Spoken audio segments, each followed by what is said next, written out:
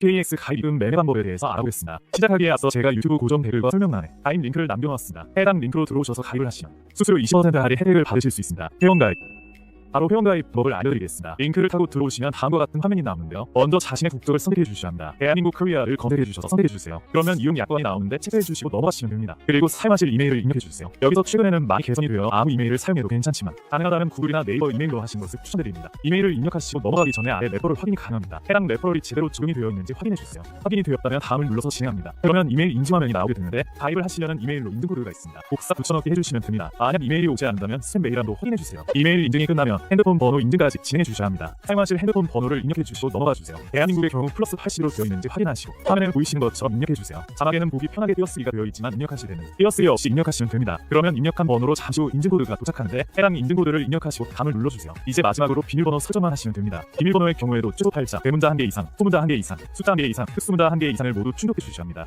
비밀번호 설정이 끝났다면 다음을 눌러주시고 회원가입이 완료됩니다. 이제 신원 인증하는 방법을 알아보겠습니다. 신원 인증 OKX 신원 인증의 경우 메인 화면을 기준으로 프로필을 누르시면 네 번째 신원 인증 페이지가 있습니다. 눌러주시면 위에 화면이 나오며 신분증을 이용한 신원 인증을 선택하시고 진행해 주시면 됩니다. 그리고 국적을 선택하셔야 하며 보통 자동으로 되어 있습니다. 그 다음 운전면허증, 주민등록증, 여권 중에 선택해서 진행하시려며 저는 주민등록증으로 진행하겠습니다. 진행을 하면 바로 핸드폰으로 이어서 하는 QR코드를 지급합니다. 핸드폰 플레이 스토어에 들어가셔서 OKX 어플을 다운받아 주세요. 그리고 QR코드 스캔으로 시작하시면 되는데 스캔이 잘 되지 않은 경우 프로필을 선택하면 바로 첫 번째 신원 인증이 있습니다. 원하는 신분증을 선택한 다음 진행해 주시면 외부로 넘어간다는 메시지와 함께 로딩이 되는데 잠시만 기다려 주시면 알아서 진행이 됩니다. 그리고 잠시 후 해당 화면이 나오며 진행할 수 있습니다. 주의사항으로는 신분증이 잘리지 않게 찍어야 하며 비반사가 되지 않게 신분증이 흐리게 찍히지 않게 해야 한다는 내용입니다. 다음을 눌러주시면 핸드폰 카메라가 켜지며 해당 카메라로 선택하신 신분증을 기호에 맞게 촬영하시면 되며 먼저 하면 촬영 후 뒷면을 촬영하시면 됩니다. 만약 촬영이 제대로 되지 않은 경우 아래에 메시지가 뜨며 메시지를 누르면 직접 촬영할 수 있습니다.